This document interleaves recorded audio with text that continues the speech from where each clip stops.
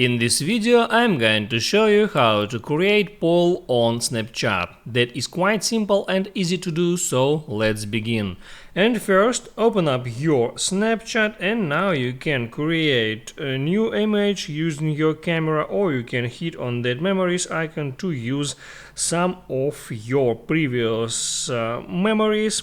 I can hit on that one, and now all I have to do is hit on that pencil icon and there hit right here on stickers icon, and there hit on poll.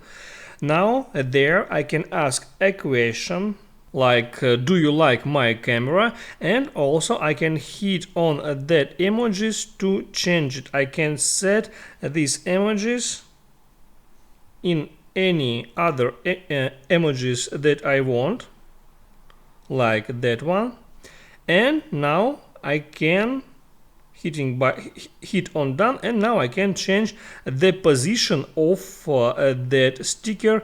I can place it right there, and now I can use all the tools as I normally would, and when I finish I can hit on send to send that snaps to my friend. That's how it works. If this video helped you out, don't forget to like and subscribe.